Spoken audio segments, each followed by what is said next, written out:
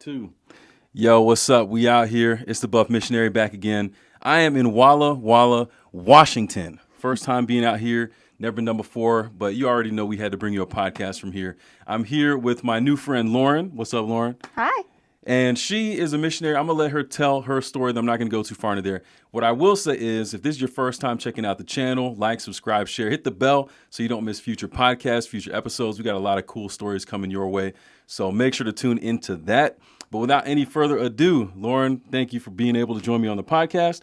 Why don't you tell our viewers a little bit about yourself? Yeah, okay. Well, my name's Lauren. I was a missionary in Yap, Micronesia last year. I just got back in May. So I am an elementary education major here at Walla Walla. And I was not born here, but I was raised here. So I've been from the Valley. So the transition into the mission field was kind of a drastic one for me. I hadn't really lived anywhere else. But yeah, so then I went to Yap last year. I was a 9th grade teacher at Yap SDA and also taught some 8th grade math, 5th and 6th grade ukulele, a little bit of everything. Okay, So. that's what's up. That's what's up. How did you get into mission? Good question. Got to reorient myself here. Kind of weird. Well, it kind of started back in high school. So, like I said, I'm from here, and so since I'm located so close to the university, I grew up hearing the stories from all of the SMs who had just gotten back or who were going. I had a couple books written by student missionaries, even in like my library growing up, and so it had always been around me. But I think one of the kind of factors that pushed me into it was in high school, I basically got to this point about sophomore year of high school that I felt stuck. I was like, I'm doing school and it feels pointless. I don't feel like I'm working towards anything. And I saw that there was so much need in the world, there was so much pain, and I was like, well, I want to do something about it. Of course, 16-year-old me couldn't do anything about it, really. There, of course, were the stories of people going out and doing that at young ages, but I didn't feel like I had that option to me. And so I was kind of like, well, it resolved with I'm going to study now so that I can do something later. And in the back of my mind, I was like, well, maybe that thing is going to be like being a missionary at some point. And so fast forward to senior year of high school, I come to a missions vespers here at Walla Walla. It brought me to tears. Like, it was a really powerful night, and God spoke to me in other ways that night too, and it was just kind of like yeah, this is what I'm gonna do. So I came into college knowing that that was how I wanted to spend some of my time, at least. I knew I wanted to spend some time abroad. I wanted to do it serving people, and the choice to be an education major didn't hurt either. Right. It's so easy to go get experience and go teach. So yeah, and then COVID hit, and things were crazy. And when things finally started opening back up, a lot of the places that had so many missionaries all of a sudden had 0. And so it was like, well, yeah, now is the time to go escape the masks for a little while and escape the fear of COVID and just go be in a new place for a while. So all right, it's kind of the journey up to that decision. Okay. You mentioned a couple things there I thought were really fascinating to hear. I've always thought that introducing students to the idea of mission before they get to college where they have the opportunity is a big deal. And you talked about how you had these books in your library, you were hearing about this stuff, you had access through high school. It's not always like that. I'm curious, amongst your peers, have you seen that same kind of influence depending on where they come from? Yes and no. I feel like anyone that I've chatted with that has considered missions, like, it was because they saw someone else do it in their life, and having that exposure. That being said, not everyone who's had the exposure still chooses to go. So it's kind of a weird tension that way, but I do think that seeing examples, especially in like people that you look up to, or hearing that in-depth experience, the good and the bad, is really influential in that way. But yeah, as far as like my peers go, a lot of the friends that I made because of student missions were after the fact of choosing to go. It wasn't necessarily like, hey, we're going to go do this together or anything like that. In fact, I'm one of the few in my friend group that has done it. That I, at least the people that I knew before. So there are kind of a few of us, but I don't know. It's a mixed bag, I think. Okay. Oh, that's interesting. That's interesting. Thanks for that input and insight there. I think it's important to think about that. So you went to a place called Yap, and I think we might have had one other person on here that's been to Yap. So the viewers, the listeners, they're not that familiar with it. Okay. Talk to us a little bit about Yap and kind of how that ended up being the place that you went. Okay, yeah.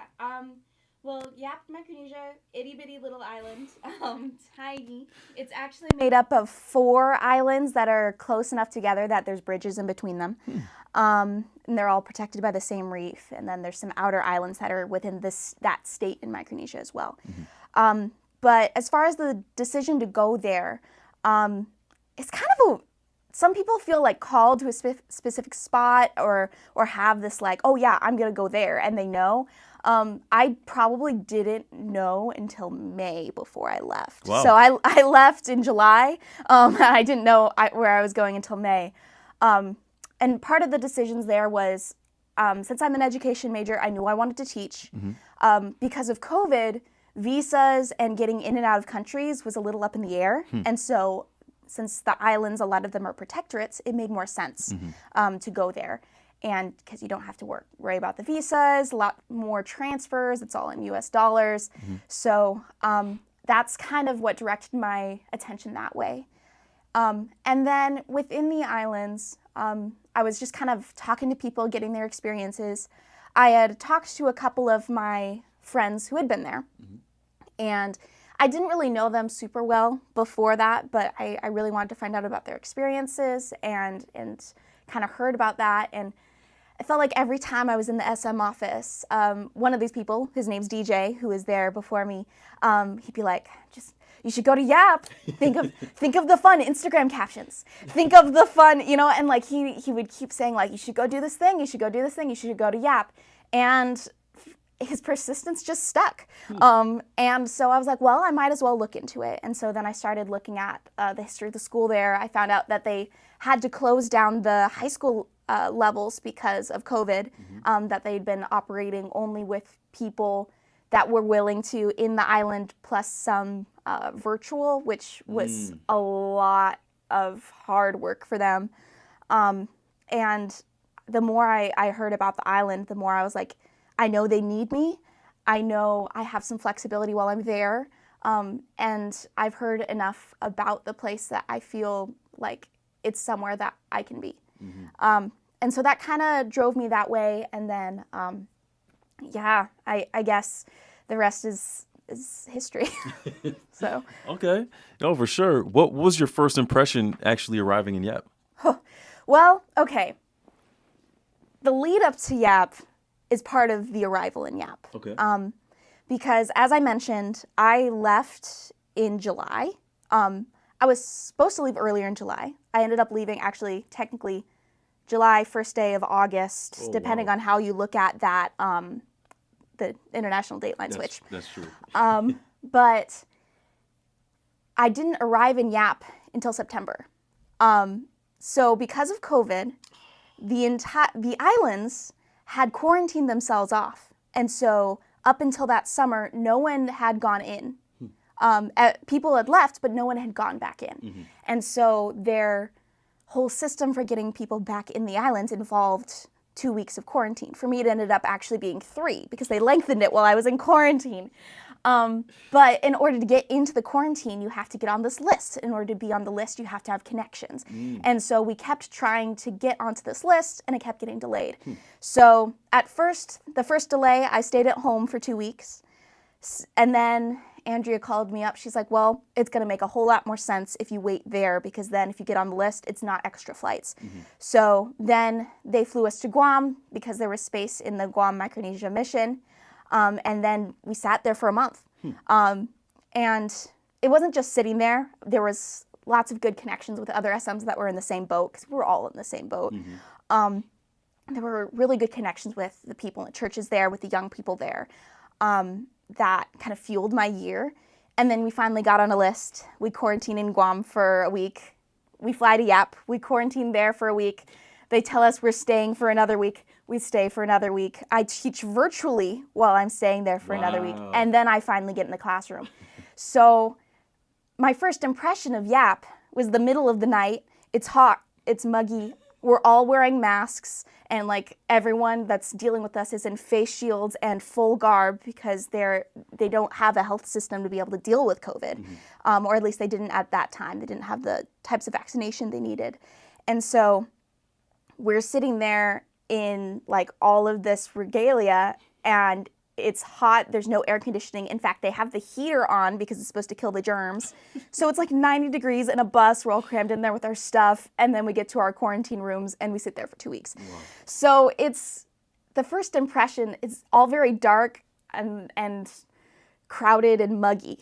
And then looking out the windows to try and see something, and all you're seeing is headlights on foliage and police lights, because we had a police escort to the quarantine site. Wow. So it's kind of a wild first impression. Yeah, that's it blows my mind. Every time I talk to someone who was a part of that year, I always forget that aspect of COVID and the quarantine. Yeah. So now the other person I know who went to Yap was Delilah. Yes. Yeah. You were with her, right? Mm-hmm. Okay, that's what's up. So, small world, we out here, let's go. Yeah. And you mentioned that you were able to get like a boost energy-wise what was that like? Because when I think of quarantine, I don't think of energy giving. I think of it sapping. So, and it's not just like being in quarantine for the sake of doing it and then you go out and you go on about regular life. It's you're doing this as the lead up to going to serve. Yeah. So talk to me a little bit about that dynamic. Yeah. Okay. So we kind of had, like I said, I was in Guam for about a month. Mm-hmm. About 3 of the weeks of that month were not in quarantine. So those weeks were spent out and about enjoying Guam life, which is so fun. We got to do all the adventure things, go hike, go snorkel, go cliff jump, go do whatever. And then during this time, bits and pieces of the SMs that are there with us go into quarantine. And so Delilah and I were the last ones as a part of our kind of pod to be able to go. And so leading into that quarantine, it had kind of been pieces of people going and then being like, us soon. We'll be there soon. And so in quarantine itself, it actually honestly went by pretty quick. But in quarantine itself, it's just like a lot of reading books. Mm-hmm. I was fortunate enough to actually be in quarantine rooms with Delilah. Wow. Okay. They saved space that way because then we're in our own little pod, and we each have a side of the bed or our own bed or whatever in each spot. It was a good time to connect with family, to read books. I read so many books in quarantine. Not really enough service to watch too much, but we watched through The Chosen, which was fun. Okay. And then, so that's kind of the Guam side of the quarantine. Then we go to Yap, and same types of things, starting to get a little anxious to go and do the things because, at that point, I have my curriculum in front of me. Mm-hmm. So now I'm starting to lesson plan and stuff through the days as well. Mm-hmm. And just I remember even before we got out of quarantine, the kids were sending us letters and notes, and they were so excited to meet us and talking about that and getting texts from the teachers that were there. Of course, it's so funny to look back at those texts because now I actually know them. Yeah. And there was just it was just this period of waiting. And there was energy in that. There was also anxiety in that because you don't know how your students are going to receive you. You don't know what their stories are going to be. And then, of course, the week of the extended quarantine in which I am teaching virtually to 3 students I've never met before. They're seeing a projected vision of me up on the front of the classroom, and I'm trying to teach them math, and I'm like, I have no idea if you're even getting this right now. But yeah, the quarantine kind of period was really interesting and very unique, I would say. It was it was both like, the anxiety of waiting, the excitement to go serve, but also like I did not like teaching virtually at all. I am very glad that I got to spend the rest of my time teaching in person, and I will be going into a teaching world where most of it will be in person, because especially starting out, that was rough. But yeah, I can only imagine. That's not ideal, and everyone's experience with that is definitely different. yeah. But I don't think I've heard of where you're in that situation and the students are already kind of reaching out to you. What was that like? Um, it was very, it gave us a lot of joy. Like, it was like, this is the sweetest thing. They've already made us all of these notes. And I mean, it helped that the principal and his wife were all dropping off food as well. So we opened up our first coconut and tried our first coconut in quarantine. We were trying, our principal is Pakistani, and so they were like giving us all this food, and they're like, we're sorry if it's spicy, and both of us are like, yeah, it's spicy. But like, we had all of these things that they were already showering us with so much love, and it made us feel like the waiting was worth it, for sure. And also just made us anxious to like know these kids, because now we're seeing their names and we don't have faces yet. Yeah. But it was very much something that like it made us feel appreciated and loved, and it made it feel like that month at that point, a month and a half for Delilah, because she came even sooner than me. Whoa. Like, it was worth it. So. Wow. Yeah. What was your principal's name? Shazad. Shazad. He's over in Chuk now. I feel like I've met him before. Maybe. Maybe. I don't know. If you happen to see this, reach out, because I think we know each other. Yeah, Shazad and Zeneb, they're amazing. They were our family there. Oh, man. So. I love to hear that. Wow. So you get out of quarantine and you get freed finally to be able to experience YAP. What's going through your mind as you're jumping, literally feet hitting the ground running? It was kind of a whirlwind, I want to say, because a lot of the time, like when you go to the islands, you get that period of preparation before kids are even there, right? You go to Hawaii, you meet with everybody, then you go to your island and you have a couple of weeks of lesson planning, and it just felt like we got out of quarantine. We like met the church members that night at like a thing that they threw for us for getting out of quarantine, and then I'm immediately like, I'm teaching the next day. Like, what do I do? And so it ended up being this kind of like, it feels frenzied, very joyful in that. Like, I'm glad to see the kids. The first weeks of us being there, like, they just like piled on us, so excited to see us. And Delilah took this picture of me from across the yard of just all the like first and second kindergartners just like in this crowd. I wasn't even their teacher. Delilah was their teacher, and they're like crowded around. They're just so excited to see you, and that it's a little bit of an ego boost. It's a little bit, it's a comfort, and you gotta humble yourself after that. But it's so fun. And you try not to think about all the germs they're breathing on you, but it's fine.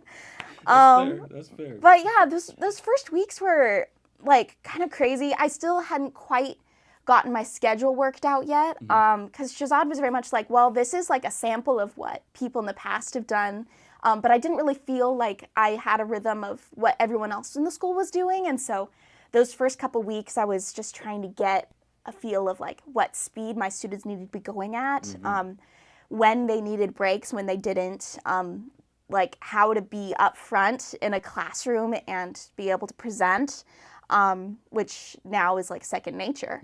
What things they're going to get, what things they're not, what they understand, what they don't, what their learning from before was like. And so all of that is piled out of the school side. And then on the everything else side, I'm getting used to like where I'm living and what daily outfits look like, and like cold showers and food and all of this. And so it was a whirlwind. It felt crazy, but it felt very like I had a lot of energy in that first month. I was like, oh yeah, I'm going to do this thing. I'm going to work hard. You're just amazed by what you're surrounded by and by the reception of the people there and how, like, because they just took us in and, like, loved us immediately. Like, they very much put that forward to us, and I so appreciated that. And still do, because it felt like I had gained another family out of the entire church, which it's a small church, but, it's nice to feel that embrace. For sure. So, yeah, those first bits were just so, like, so crazy, but so alive at the same time. It didn't always stay that way, but very much it started out that way, which was nice. No, that's a perfect lead-in, because I was going to ask, and let me give this for context for you guys watching. I loved my time in the mission field. Would you say you loved yours? Yeah. But we're not going to sit here and lie to you and say that it was all rainbows and unicorns, all right? Like, yes. There's a lot of high points, a lot of low points, and it's something we experience of being able to start off with a lot of energy and excitement because it's something brand new. We're trying to figure it out, but the challenge, and I think maybe the areas where the most growth actually happens, is through the struggle of being out there. So what can you tell us about kind of the harder moments of your experience? Yeah. I think some of to begin the harder moments of my experience, it actually begins with us being late. Delilah's classroom, they had another teacher step in and cover for that month that we missed, those 3 weeks that we missed. But my students, since there were only 3 of them, they were all willing to be more flexible. And so their instruction didn't start until I was in quarantine teaching them. Wow. So when I got out, I had 15 school days to make up in the rest of the school year. And so a lot of my burnout ended up coming from having to take days that other people were getting off and go teach for half a day. Wow. And by the end, like, it was brutal. Like, I'm taking a Sunday here and there. I'm taking, everyone else gets a national holiday off. I don't. The students are still coming and still coming to school. And being able to, like, just have that time is so important. Yeah. That time of reset and that time of personal, like, just returning to who you are for a bit. And I didn't get that for the majority of the year. By the end of the year, I felt like I was able to actually breathe, because basically we ended up saying, you know what, like, we're going to take the rest of the days like normal school days and then just extend school a little bit, because my flight had gotten pushed to a new date. And so I was able to finally, like, feel like I think I was supposed to feel by, like, May, which sucks. But a lot of, I think, my struggle started there, because I didn't feel like I was able to take the time to return to who I, like, felt I needed to be, like, in relaxed mode, not just teacher mode. And so that was a big moment of just overwork for me. And so out of that grew several things. When I get tired and stressed, I don't communicate well. I don't communicate when I'm frustrated, because I don't want to come off as too needy. I want to look like I've got it all together. I started lacking vulnerability in that way as well. And so I, about halfway through the year, realized I'm not being honest with myself. I'm not being honest with God. I'm not being honest with those around me about how tired I am. And so that was a big moment of growth and struggle for me. Another one is, like, growing up. It's like, oh, something bad happens, go tell an adult. I'm the adult now. A kid gets caught with something they shouldn't have in the classroom. I'm the one that has to deal with that. Kids are gossiping. I'm the one that has to deal with that. And being able to do that in a way that is with grace and in a way that's ethical and a way that, it reflects God back to the kids, like that's a lot of pressure. Yeah. And learning how to do that for the first time was a lot. And we had several opportunities to learn how to do that, which I won't get into all today unless we want to. But it's up to you. There's lots of moments of just like learning how to adult, learning how to be, that I felt were made worse by the fact that I was so tired, and the fact that I was burned out, and the fact that I didn't feel like a little bit here and there after a while just chips away. And have you ever heard of spoon theory? No. Okay, so the idea is like you start out the day with a certain amount of spoons. That's the energy you have. Okay. You can have, you can want to go do the thing, but you may only have a certain amount of spoons left. You may have only a certain amount of energy left, and so you can't use that to be able to go do that thing. It takes too many spoons. Okay. It's like a currency of energy almost. And so after taking so much time away, my number of spoons at the beginning of the day just got shorter and shorter and shorter, and I didn't get opportunities to grow that back out until we had, like spring break or Christmas break or something that I was literally like, I just took the time. I was like, no, I'm not going into these times. I'm just going to sit. And so that was really helpful to kind of think about after the fact. But in the moment, I just like, why do I not feel like I can go out and play with these kids at recess? Why am I not doing more for these kids? Why am I not, able to connect with them during lunch, and instead I go sit in my classroom alone, Like I look back at that and I'm like, I kind of wish I'd been able to do that. But in the time, I knew that I needed those moments alone, and it was because I was so burnt out. So that all piled together. Christmas was rough.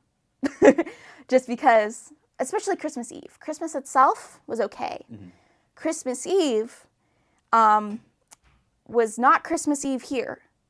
That's right. So, because of the date change and the time change, my Christmas was my family's Christmas Eve. And so my Christmas Eve was like, is it Christmas? I don't know. Like it's just a day, and it didn't feel like it should. And I remember feeling so like that just felt so heavy. Like this is different. I'm not feeling the way I thought I should feel. And then that night we went and saw the town's Christmas lights that they had set up, and it helped. But just like little discrepancies within that date change were hard. Especially like New Year's was another one, entering the new year without most of your family and friends is a little melancholy.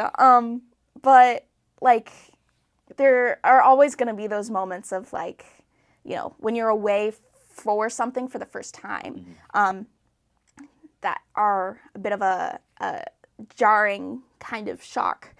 And you're not sure how to feel. You just know that you're feeling it. And being able to sit in that feeling and know that it's going to be okay and that you're valid for feeling it. So, yeah, lots of those. Let's see, what else was rough? We adopted puppies halfway through the year. They were so much work. I was going to say. They were so much work. And I mean, the poor things, we found them on our campus. They had parasites, they had ticks and fleas, they had big old bloated bellies. We saw their mama dog around, and she just ribs. No one was taking care of her. And so we took in these puppies because they were out cold and wet in the rain and didn't look like they had any sort of support. We took them in. They're named Cora and Kai. I love them so much, but they were so much work. They were too small to go up and down stairs, and so our apartment space is upstairs, and so walking them up and down the stairs to go use the restroom, cleaning it up when they don't get outside in time, dealing with ticks crawling up you every 3 seconds. Luckily, there's no Lyme's disease there, so that was a comfort, but it's still like that drained so much the middle of my year. Just knowing how to deal with that and how to again communicate and just yeah, I look back at that, I'm like, that wasn't the smartest idea. It happened, and they were cute little terrors, and I love them, but yeah, so that was a big thing. And then, of course, the leaving, it was rough. I was excited to go home and see my family, but my heart was breaking for leaving at the same time. And so, yeah, those are kind of the main points of tension, I would say, through my year. Okay. Yeah. With burnout, that's a really big deal for like a lot of people, and I would say it's heightened even more in the mission field. Like I'm really curious how you made it through that. You mentioned having a spot here and a spot there, but it seems like there's so much there. And maybe even spiritually plays an impact with that as well. Yeah. Tell me a little bit about that. Yeah. Burnout was something that I ran into a lot, obviously. And I knew it was happening. I knew I was tired, but I also knew I couldn't stop. And I think I took like one sick day the entire year. And luckily I just didn't get sick very much though, because everyone was quarantined off. But like I felt like as I was going, it made me really be fiercely protective of the time I did have. So my Sundays that I did have, there were other ministries going on. There'd be other things going on. And I would stay. I would stay in my apartment. I'd call my family. I'd call my friends at home. And I would use that as recharge. And just being in tune with like, this is what I am setting aside. It almost became a second Sabbath because Saturday was full of church in which I am teaching Sabbath school, I am helping with music or the children's story or preaching a couple of times. Like there's so much responsibility that goes into the morning of church as a student missionary. And so like just being protective of those times that I did have and making sure it was moments to be able to rejuvenate what I needed. And also just like little moments of like doing things that I knew I would enjoy. So my family for Christmas, because I asked, my family sent me a coffee grinder and a French press set for Christmas. That was my Christmas present. And so for the rest of the year, it was a point of like doing something for myself to sit and make myself coffee. Nice. And it became something that I found different ways of doing it because they're not going to have creamer there. Right. Or it's going to be expensive. And so figuring out how to use canned cream or weird coffee flavored soy milk or like different things. Like it was a moment of creativity for me. That was really nice. I also bullet journal. And so being creative in that way was nice as well. Said bullet journal? Yes. Okay. So think a planner mixed with a scrapbook, mixed with a journal. So it starts out as a blank canvas, basically, and it's called a bullet journal because the pages are dot grid instead of like lined or blank, and the dots are very small and faint, so you can use them or you can ignore them. But the idea is that you fill it with whatever you need, and it's often a way that's very creative, a way that's very organized, or a way that is very expressive. And so I didn't really use it as my planner while I was gone. I would more use it for creativity and for expressing what I was feeling. And so there are just pages of like me angry or like drawings of the flowers around my classroom or and just like bits and pieces of my year. And I'm a pretty creative-minded person in that way. I do like to have a creative outlet, and that's been a consistent one for me. And so being able to go back to that thing that made me feel like myself again a little bit was nice. And if I'm honest, during that time of burnout, it was really hard to like be able to find ways to connect with God again that didn't feel like a chore as well. Because a lot of like the reason I was burnt out was this mission mindset, was this, I'm going to go do this and do this and do this. And that's really valuable. But it also, because I was burnt out, I was getting tired. Like I said earlier, I lose a touch of vulnerability. I like to have control of things when things feel out of control. And so I wasn't giving that control to God as much. And so through the year, trying to get back in touch with how to do that again, and how to give myself grace when I didn't, was a huge thing. And I didn't really have the words to describe that need for grace while I was in it. I just knew that, like, I wasn't being vulnerable and that I needed to reevaluate how I was looking at that time. And so it got better through the year, but I would say like January, February was really rough. It always is for me. I wouldn't call it seasonal depression as much as post-Christmas depression. Like between Christmas and spring break, it's usually just rough, no matter where I am. Because, it's beautiful, sunny, 80 degrees every day over there. Not every day, but close to it. And so it's not a lack of sun, it's a lack of something else. But it's something that, like, during that time I started realizing more and more, like, this is not okay, this not being in touch with where I am admitting that something's wrong and where I'm not. So it was kind of this weird tug of war almost in my brain. But yeah, that's interesting. When you're in that kind of a position and to feel like you have to keep pushing through, it's hard to have the awareness, which you did have. And so it didn't come immediately though. It didn't come immediately. There was a good month or so that I just felt like, what is wrong with me? Like, what is going on? And then I just had this like epiphany moment where I was like, I am not telling myself the truth here. I am not admitting that there is something that I can't do for myself here. I tend to be very independent. I tend to like to have control. And so I realized, I was like, I have taken this too far. And I am not okay. And I'm not going to be okay unless I admit that I don't have it all together and I can't do it. So, and it happens again and again. But yeah. Yeah. So, I mean, that's where I was going, because it's like, how do you, I kind of like control myself too. I can't lie. But when you're in that kind of a position, how do you become okay admitting those kinds of things?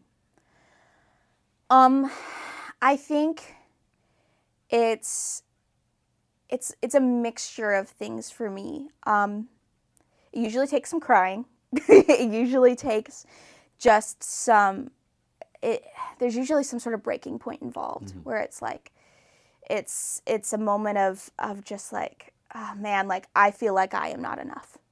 I'm not measuring up to my own standards here. What's going on?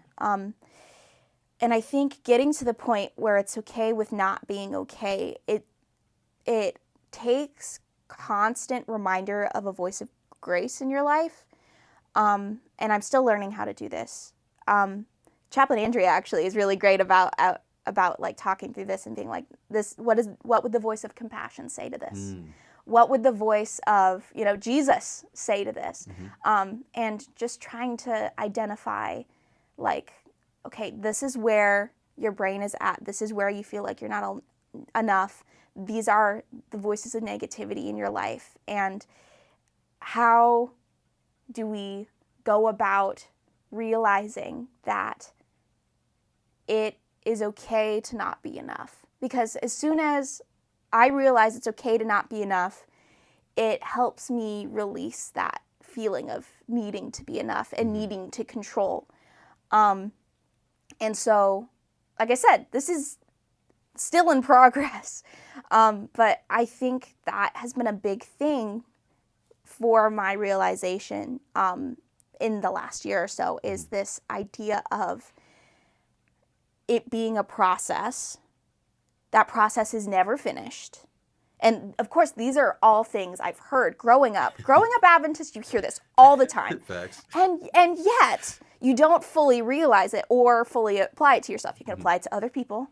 You can apply it to your best friend who's having a rough day and it's like, oh, why is this wrong? It's like, well, healing isn't linear. But healing isn't linear. Right. And being able to just realize that voice of compassion in yourself, I think it has been, and in myself, it's just been a huge, huge journey for me in the last year or so. And being able to look at that lack of vulnerability or whatever it is that I'm like, oh, I haven't been doing that.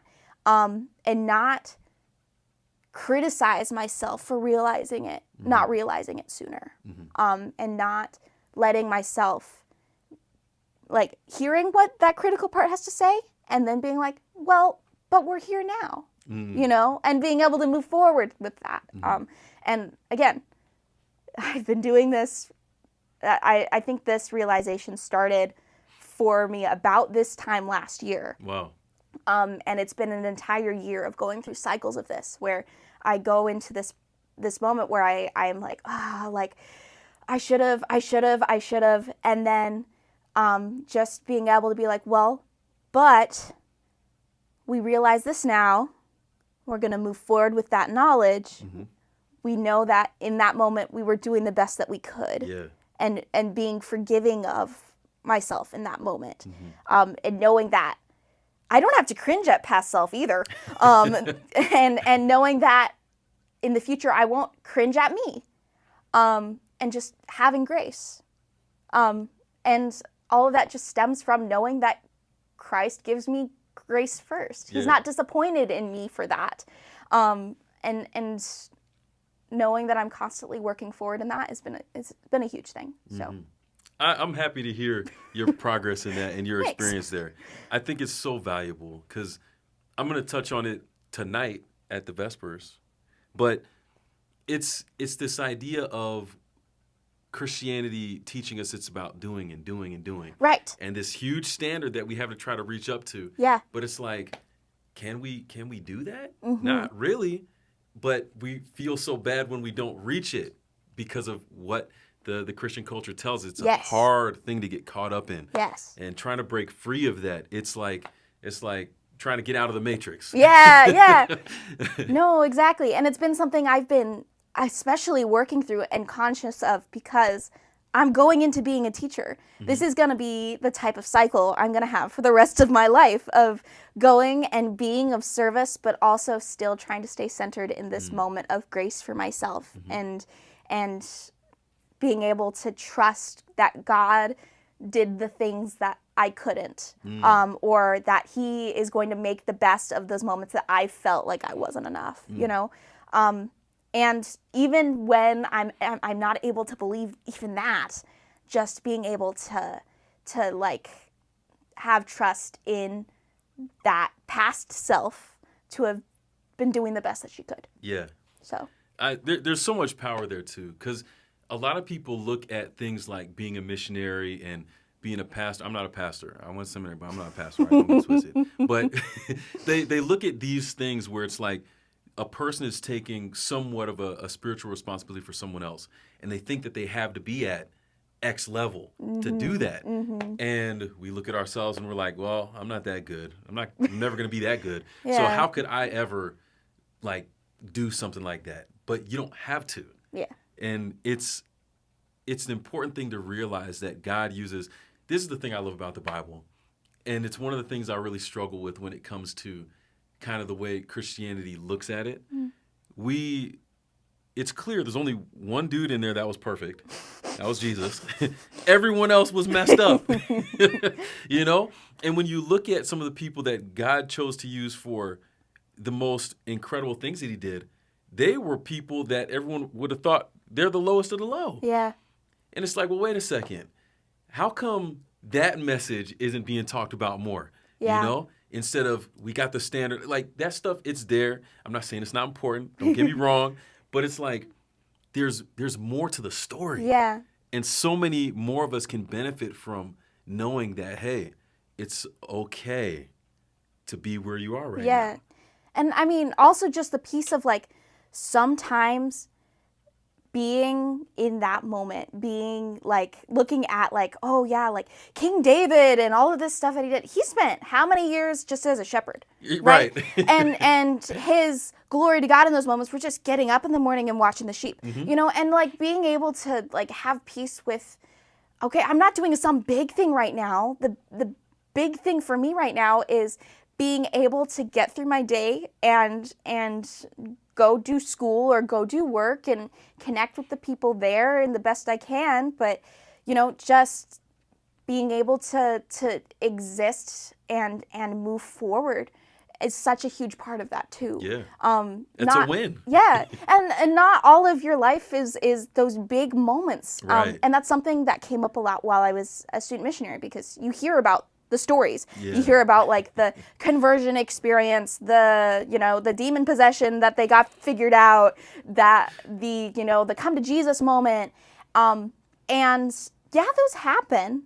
But it's surrounded by a whole lot of monotony. Right. And it's surrounded by a whole lot of day in, day out, having the strength to get up in the morning, to pour yourself some coffee and needing that coffee a bit, and not snapping at your kids that day. Yeah. And having grace for yourself in the days that you do. Mm-hmm. And so, like, I think that's something that I have been really I've been really trying to like wrestle with in my own experience because I look back and it's like, well, yeah, it happened, you know, and but like being able to appreciate that those moments of monotony, Yeah. that I was there, I was doing the work, and yeah, I may not have had big old moments all the time, but like just that day in and day out kind of moment too. Yeah. That's important. That stuff is valuable. And it's true. That's what 90% of the experience is. Yes, yes. So we can't discount it at all. Yeah. So on the downside, we've talked a little bit about that there, but let's go back up the roller coaster and talk to me a little bit about some of the things you enjoyed of being out there. I mean, I feel like every SM says this, but the people, you know, it's the people you're there with, and I look back at my experience, and the high points are those people, and are those connections, and not all of those connections work with kids. In fact, a good chunk of them weren't, and you can have those connections with the kids too, but a lot of the time you spend are with other teachers, are with church members. So looking back at my experience, one of the joys of my experience was the principal's family, Shazad. He has 3 kids who were my brothers and sister while I was there. They were my family, and they are my family. They're still my family. But they, just watching them grow through the year was such a big thing. Being able to be there for that and see that, I felt so blessed. Especially, like, Genesis, she's the oldest, she's just so sweet and kind, and seeing her adventure and her love for the world and everything, like, as it went throughout the year. Justin, he was my ukulele student. I taught him ukulele songs. By the end of the year, he's, like, figuring songs out by ear in 2nd grade. Okay. Like, just crazy. And I'm, like, what's just up. amazed by this kid. And then the youngest, he's just, I got there, and he was, I want to say, 6 months old at that point. Wow. But he was born prematurely, so he was really little. And just by the end of the year, he was running around. He was helping his mom do laundry. He was like, you know, handing her a piece of clothing and then walking. And that was such a fun, like, thing to just see them grow. And so that was like a big thing, just watching, like, I wish I could have, I don't know, like, watching that for even just a year felt so precious. Another kind of highlight was my teacher bestie. Her name's Claire. She's the wife of the principal over at INYAP, and she was my sister for the year. She is about the age of my older sister. Okay, And nice. so it felt like very much that same type of connection. Yeah. And she's from Saipan, and so she still had grown up with some of those elements of like pop culture America before coming to the island. And she was also coming to the island kind of as a new person to that island, but with a certain amount of knowledge of what an island culture can be like, right? Because every island's culture is different. Yeah. But, and even within that island, each village, right? But all of them do have some commonalities or just a view of the world that has spots of like, oh yeah, that ties together. So she was like almost this living bridge for me, Nice. helping me and encouraging me and praying with me, and like she was like, when I needed a hug, I'd go to her, you know, when I needed something, I would hang with her. And she also taught 7th and 8th grade that year, and so my kids hung out with her kids. Yeah. And so it ended up being just this, like, I would team up with her for a lot of this stuff, and that relationship was really big for me. Of course, Shazad and Zaneb, like, they were like my family while I was there. They are my family, and just hearing Shazad and about his journey of being a principal and hanging out with all of Zaneb and all of the kids and learning how to cook from her and all this type of stuff, and having movie nights and going to the beach, and all of just these little intimate moments didn't feel like a lot while I was there. But they definitely filled me with a lot of joy. And so, like, doing that stuff with them, living life with them, was a real high point for me. I like that. And so that was a big thing. And then, of course, together we would go do fun things too. So, like, I already mentioned the Christmas lights. This is something that YAP started doing recently. So it's really fun. They basically, the entire town gets together, buys Christmas lights online or wherever, gets them shipped there, and then sets them all up in the, like, museum that's in the center of town. And so you walk through, it's basically this little park with, like, the koyangs and all of the, like, the trees and stuff, all just decked out in lights. And so, like, around Christmas is, like, just, it feels like, oh, yes, this is a little piece of home. Yeah. You know, a little piece of celebration and of this Christmas spirit.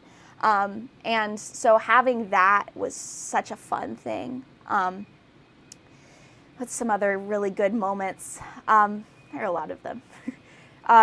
Teaching 5th and 6th grade ukulele was a really fun one for me. Of course, there were times I was just tired. But, you know, you go in there and the kids are just so eager because they worked to get the ukuleles. Right. They fundraised for them. They're like going out. They've been looking for a teacher to be able to teach them, and ukuleles arrive, and I'm there, and all of a sudden we're doing this together, and just having those moments and those little performances that they do. That was so fun. And Hold on one second. yeah. So, well, two things. This fan, is that the thing that... Yes, it's the little Let me get that. twist thing. That's the first thing. Yeah, I think, twist it all around. Yeah, it should turn it off, hopefully. Potentially. All right, hopefully. Nah. Well, my next thing is with the uke. Now, Yeah. it doesn't sound like this is something you picked up over there. Aha, so tell me about that. Yeah, okay, so I got my first ukulele in 6th grade, so about the age of the kids that I was teaching. At that point, I'd had a little bit of guitar experience, and so picking up ukulele was mostly done online.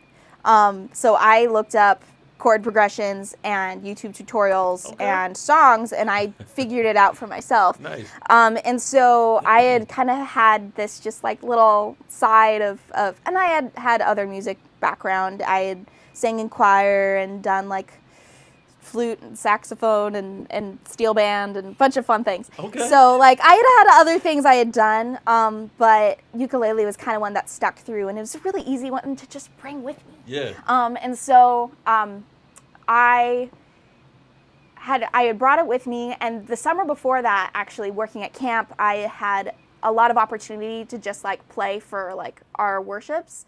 And there it goes. But I had had this kind of preparation of figuring out how to play a song by ear and just doing it in a couple of the core like keys I knew, basically. And so going over there, I did feel like I had like preparation to at least know how to play it pretty sufficiently.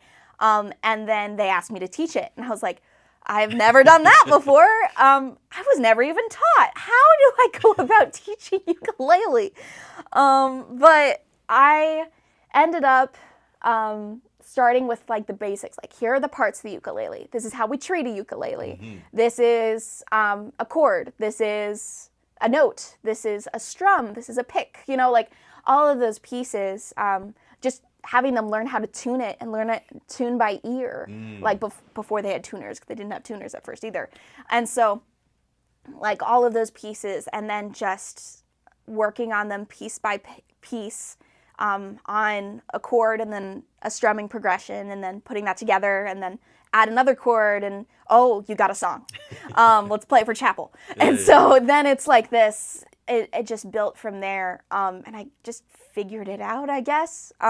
That's so probably cool. not the most efficient way to teach ukulele, and it's definitely not any sort of school of thought. I'm in a music for education class right now, and I'm like, oh yeah, like this would have been helpful. But it just kind of grew from there. And I also taught, like I mentioned before, Justin, and he was kind of a fun case because he's in second grade. 2 years prior, he had a ukulele teacher. So over COVID, he didn't have a teacher. But when he was in kindergarten, when he was like 5, he had a teacher. But most of what he was taught when he was 5, he had forgotten, but he still loved it. And so like he like played me a song on the first couple days that we were there, and ukulele's not in tune. He's not playing any sort of chord. He's just singing his heart out and strumming. And it's the sweetest thing ever. And so just like work for the base that he had and bring that back, and then moving forward with that. And his was a lot of project work. So like, hey, we're gonna learn this song. Oh, this song gives you a new chord. Let's figure out the fingering for that. And he would just practice like a madman. He loved it. So that was a really fun thing as well. But yeah. That's kind of the ukulele experience of it. No, that's awesome. I love it when in the mission field you get to bring something that is you there. Yeah, and use it in kind of an unexpected way. That's legit. And it became an outlet too. You know, like I'm having a rough day. I pull out the ukulele. I find a sad song's chord progression, and I sing through it, and I play it, and it's catharsis. It's this moment of being able to like have this connection of just like, yeah, it did kind of feel like a connection back to a piece of me while I was teaching it, and then just in those moments of doing it for myself too. Yeah, that's so cool.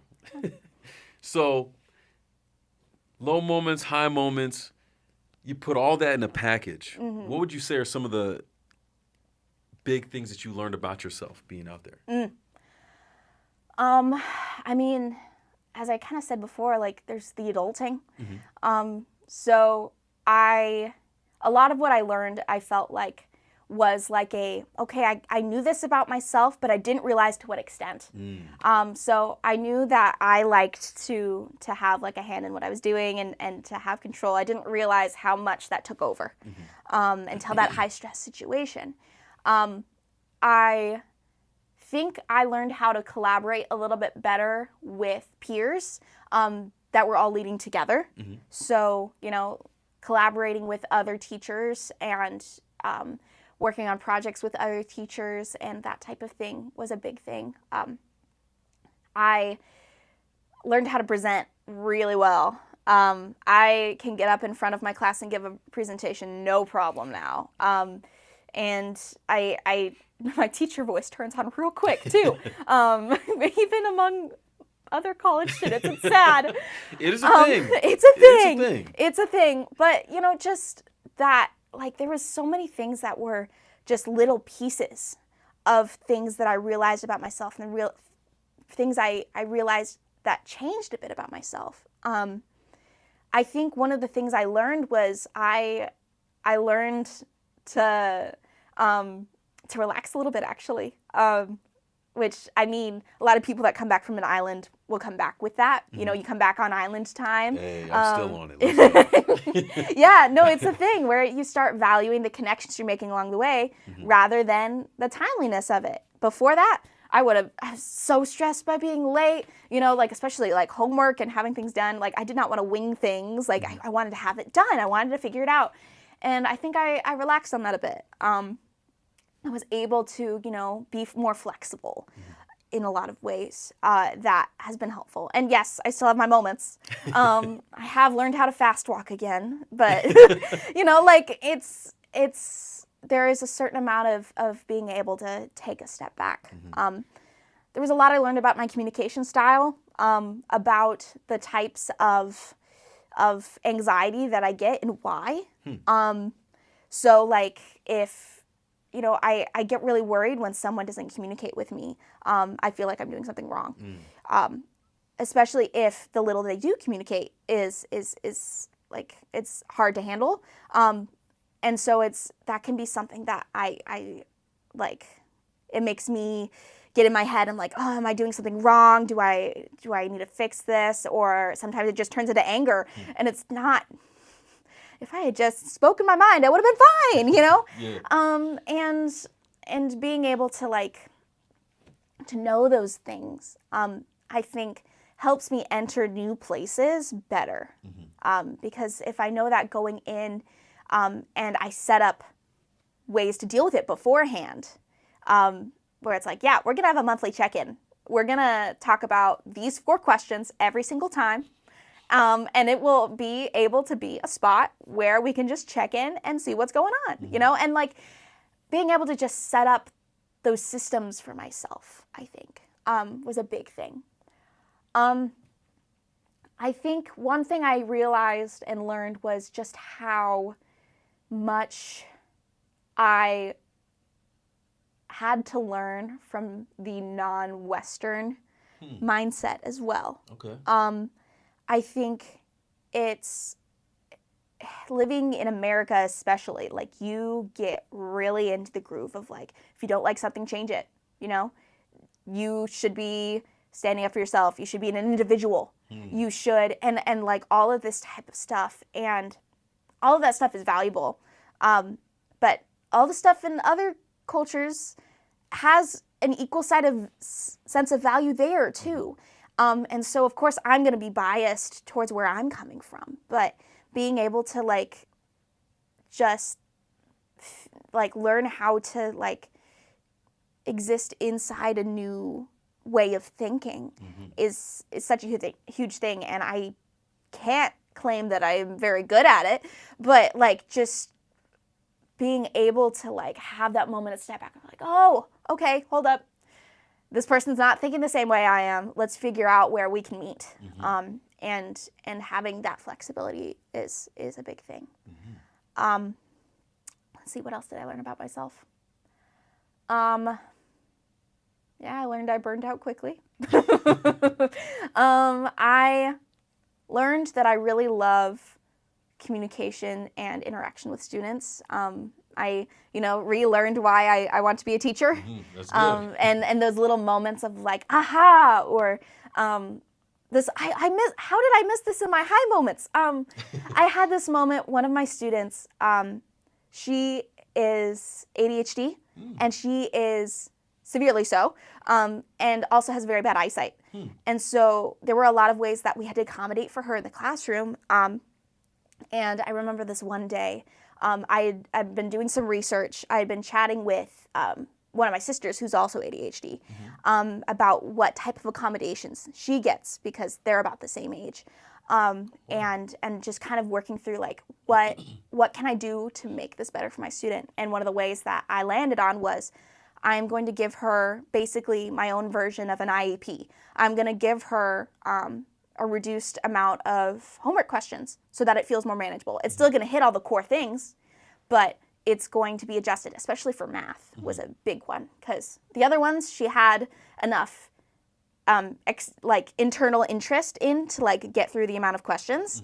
And they were usually shorter assignments anyways, but math tends to be a lot, right? And so I remember the day I gave her that that like accommodations, and I told her what the system was going to be. She like, her face just glowed, and it was this moment of like, wow, like, thank God, like that is so cool, you know. And knowing that I had a piece in that, like, that's the kind of thing that I love about teaching, is like, just like you see God move in wild ways, and you see people change, and that's one of the biggest things that's like a core to my relationship with God and my belief in God, is seeing the way that people change over time, and so like having that reawakened again, especially after a period of COVID where, you know, I'm stuck alone in my room. I'm not able to do the observations for my education classes. I'm not able to,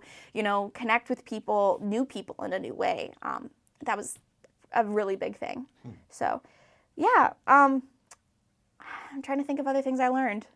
I think I talked about the vulnerability and like the inner critical voice a lot. That's been a big one. Yeah, it's probably been the biggest takeaway, is learning just how self-critical I am and learning how to combat it. That's been a really big one. But, Okay. yeah. No, that's really fascinating with the student you mentioned there. And I know that in being trained to be a teacher, you're very much aware that you're going to have to deal with different kinds of things in the classroom. Right.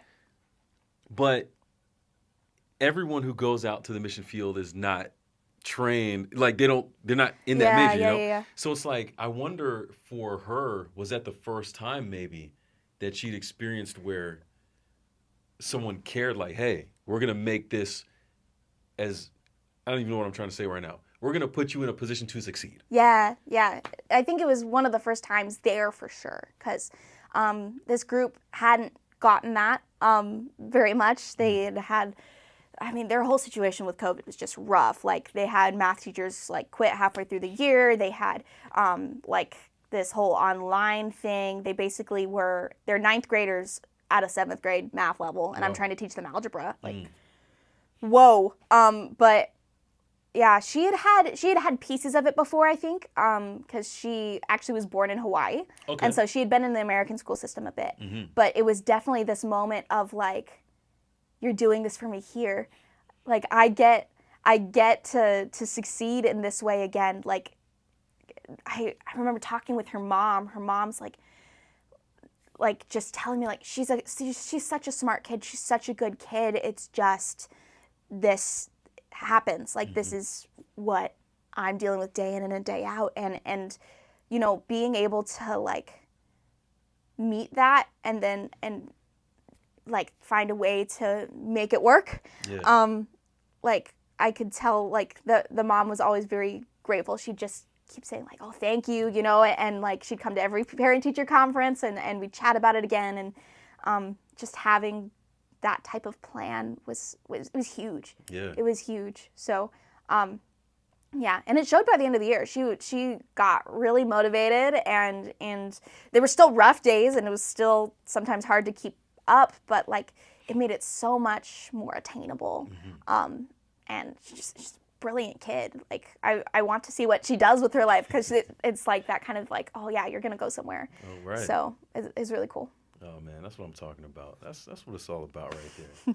Now we're rounding the final turn here. Okay. And you know, getting to the point, you talked about leaving being one of the low points. Definitely resonate with that.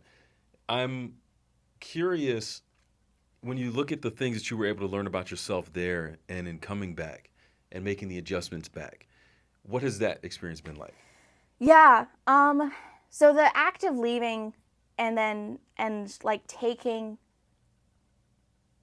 part of, like, it's been a whole conversation since being back.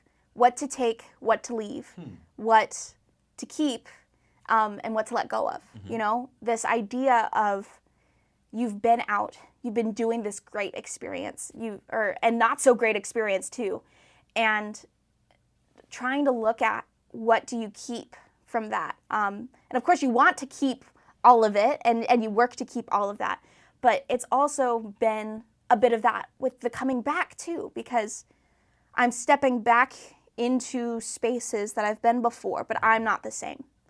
And I'm stepping back into relationships with people that I've known all my life, and we've both changed. And yet we haven't.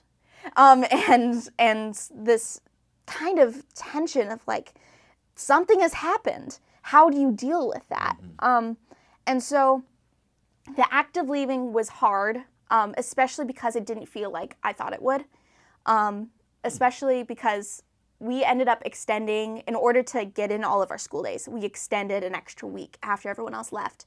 So there was the leaving of the end of school, and then there was the leaving of the last day of school, to which only one of my students showed up to, by the way. That was real rough. Yeah. Real rough. And then the actual act of leaving with the church and everything. And so there were different waves of like it feeling weird every time. Oh, also Delilah leaving too, because she left a month earlier than I did too. Oh. So she left, and then I'm alone. And then school ends, and I'm more alone. And then school ends, and then I'm more alone. And then the act of actually leaving, I was leaving at the same time as Shazad and Zaneb, or at least I was supposed to, because something ended up happening. They had gotten onto the plane with me and then got escorted off of the plane because of like some visa stuff. And like, I was expecting to get that goodbye with them, like in the airport. I was expecting to have a whole another 3 hours with them. Wow. And I didn't get that. I didn't get that sense of closure. I cried all the way from Yap to Guam. Like, it was rough. But like, that act of leaving was different. You know, and then you get back and it's like, oh, there's so many white people everywhere. and all of a sudden I'm short again. And I was expecting that. no, like it's weird. Like, I know I am white, but like I got really used to being the only white one except for Delilah, you know, and even then, like, it, like, coming back into the airport was so wild, because it's like, wow, like, this is weird. And yeah, so that was kind of funny, but yeah, and then getting back and just seeing my family was huge. And initially, the first like 24 hours, I didn't feel like I had carried too much back with me. I was just like, oh, I'm back home. Like, I'm getting to see my family, I'm seeing my friends, I'm hanging out with them. And then I had this moment of, I had to go drop something off with DJ, actually, because Shazad and Zaneb sent stuff to DJ and another SM that had been to Yap. And so I had to go deliver that with them, and then I ended up standing and talking with them for a while, because it was like, you know, second day back, and I'm connecting with people again, and it's amazing. And I left my phone in my car, because on the island, you don't have cell service. You only have Wi-Fi, and when you have Wi-Fi, it's at the school. Right. And so you don't need your phone on you. And then coming back, leaving my phone, and just being fully present in that moment, and being people-centered, and like all this stuff, it was great. And then I get back into the car after that conversation. I look at my phone. I have like a bajillion missed calls from my sister, who was expecting me an hour ago. And I was like, oh, maybe I am on island time. Maybe there has been a little moment of discord here. And that's something that continued to happen, and has continued to happen. And it's a piece that has changed about me, is like, I'm going to take my time getting places now. If I'm in a good conversation with someone, I'm not going to neglect that. And trying to figure out, like, that's a really, like, tangible way of the what to leave and what to keep. But I think some other pieces is it's been a lot of inner conversation about my relationship with God, and about my relationship with the church, and figuring out, you know, like, I just came from this experience where I am in teacher mode, and then coming back to school, learning how to be a student again, but then knowing that I am going to go back into teacher mode again. How do I take the things I liked from teacher mode and dwell on those, and lessen the other parts that I didn't necessarily agree with as much. And then just a whole lot of like soul searching and values, and I actually ended up going to counseling. I'm still going to counseling, just talking through all of these parts of my life that I came back and I realized, are these things that I have had because I've wanted to have them, or just because they were there and they were convenient and everyone around me was doing it. And so I was like, yeah, I'm doing that. But it wasn't ever something that like I had realized there was another option. And so all of a sudden, after being faced with options, coming back and being like, what do I keep? What things do I look at and go like, yeah, that actually is me, rather than having it be something that I've just carried on. So just that intentionality has been a big thing. And so that's kind of been a thread that has carried through. And then the coming back is just, like I said before, everyone's the same but different. I'm the same but different. Knowing how to have those conversations when they're like, oh yeah, how was it? That question, like everyone hates that question, right? Because how do you explain? Like, I mean, we've been sitting here talking for an hour and I still haven't gotten into half the stuff, right? You know, how do you go about, because a lot of the time they're asking that to acknowledge, like, yeah, you've gone somewhere, like, I'm glad to see that you've gone somewhere, like, give me a little piece of it, you know? Right. And knowing how to answer that is... It's not possible. It's not. And like, just finding a community of people who all feel that as well, you know? And so connecting with SM since being back and having those good conversations too has been a big one. And I think another point of tension coming back, this is a little bit different, but I do feel, in a lot of ways, it did feel like I had lost a year. And being a student missionary, like, that makes sense. You're a year behind all of your classmates in school now. And in some ways, you pick back up where you left off, and you are in some of the same classes. But in other ways, you know, it's that fear of getting left behind. Like, I know a lot of my classmates are going to be graduating after this year. And wrestling with, like, I'm going to be here for longer, and that's okay. And knowing how to still appreciate the moments that I'm here and not get preemptively sad.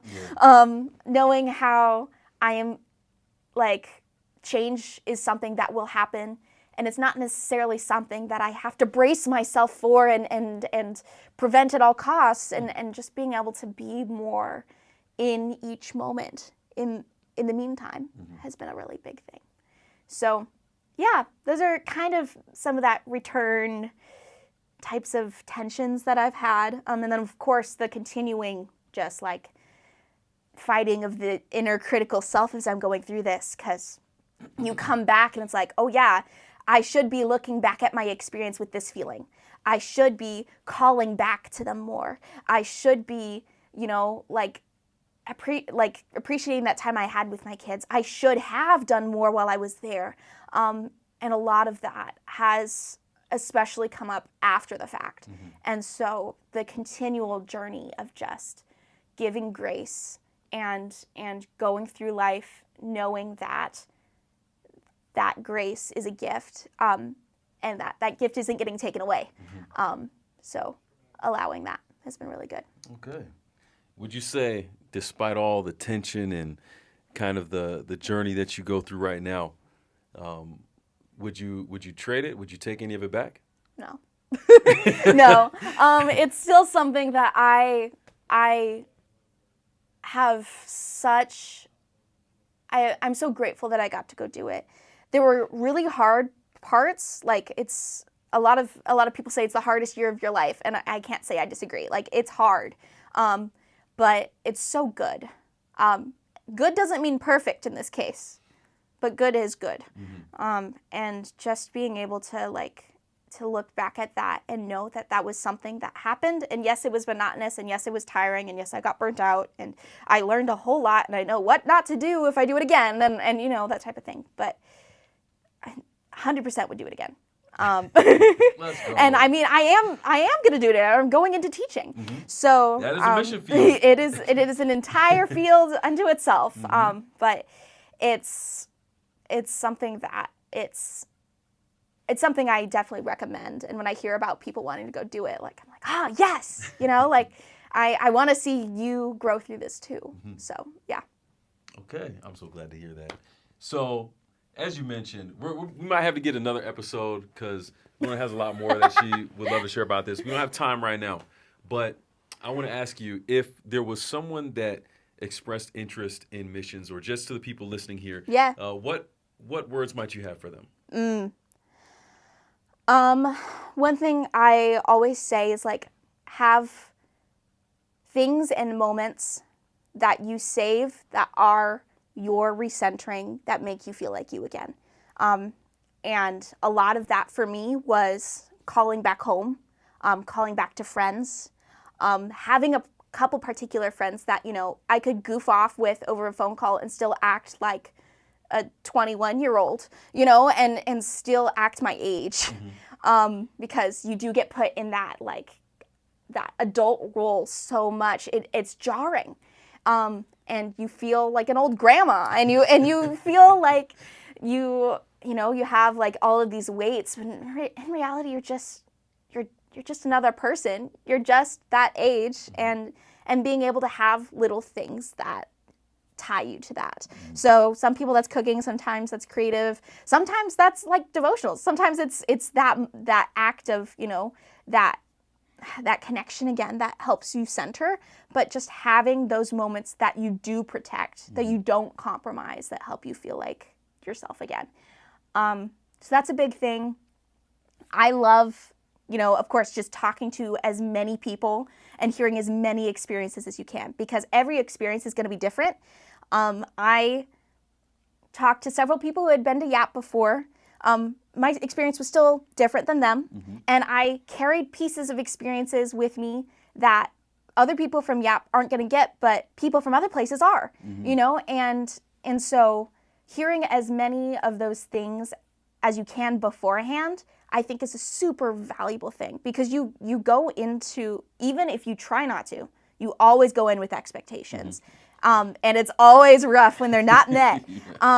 But hearing about different types of experiences can help you have a broader, understanding of what those expectations could be, I think. And so that's something that really helped me when I was stuck in quarantine and stuck in Guam for a month, knowing that people always have trouble getting places, and in all the different ways that can happen, So that's something that was really big. And then, so those are two things. And then the last one that I think is just so big is just,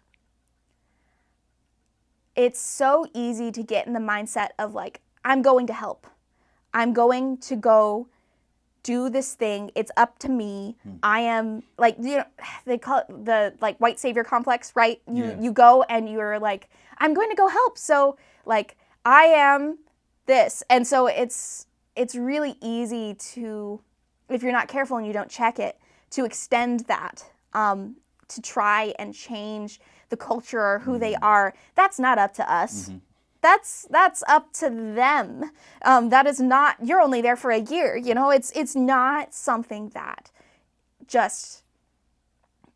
you can do in a year. It's not something you should do at all. And so being able to know that you're there and you're serving, and you're changing lives, but not in that way.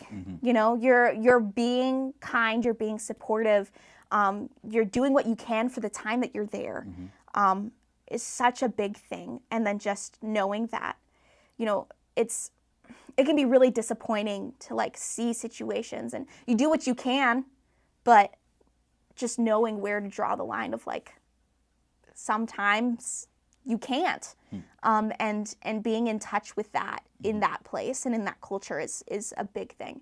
So, yeah, I think those are probably three big things. And every SM is going to have their pieces of knowledge, I remember getting told oh yeah, Taco Bell hot sauce, take that with you. And I didn't believe it. And then I got there and there was no Mexican food. And I was like, I've grown up in this place where this is such a core of my identity. How do I not, and so then I had them send over Taco Bell hot sauce. Same. But like, it's pieces of every SM's going to have those things. So that's another reason why, like, go talk to as many people as you can, because they're going to have pieces and things that others forget or didn't have to utilize. So, yeah. Okay. Oh, I like that. Appreciate that insight. And very last question. This is actually the question I should have asked in the beginning. I completely forgot. What does mission and service mean to you? Ooh, mission and service. I think one thing that's kind of, I've had to recontextualize it, because when I was a kid, it was very much like, oh, it's going and doing a thing. It's going and like it's a mission trip, or it's this life of constantly, like being in like a pastoral position or in a like really service oriented position. And those spots are mission and service. Mm-hmm. There's no denying that. But I think especially in the coming back and in the getting back in touch with being a student again, and getting back in touch with my community, I think mission and service, it's not just an action as much as it is intention. Mm-hmm. It is the constant opening yourself up to the way that God can work in your life, and the constant just viewing of your life in being like God's. And then working in that. And so within that definition, like going and working at McDonald's as service, and I think that's an important thing to remember, that it's not just a place. It's not just 2 hours out of your day. It's a constant journey, and being able to remind yourself in that constant journey too. It's that intentionality of setting that time aside for the possibilities of God working in your life and working through you even when you're not trying. Yeah. So, yeah, I think that's probably the closest I've gotten at conceptualizing it, especially in the return. Mm-hmm. Being able to be okay with, I may not be in another country right now, but I'm still living a life of service. Yes. So, I love that, because what I'm hearing you saying is, it's not so much about the doing, but the being. Mm-hmm. Mm-hmm. Yeah, fire. I think that's a good way to synthesize it. Yeah. Yes, I like it. It's about being, not just about doing. That's how we change the game up when it comes to mission, service, the whole Christian experience. Don't trip on all the things you're doing or not doing, but think more about who you want to be and how the opportunities you come across in your life can contribute to that. I think that's what it's about. Lauren, once again, I want to thank you for spending the time here with me on the pod. This has been great. Out here from the campus of Walla University in Washington State. We out here, like for real. I'll be back at Andrews in a couple weeks. You'll see me then. But until then, remember this: to exist, it's not enough. We out here to be out here. So be. Till next time. Peace.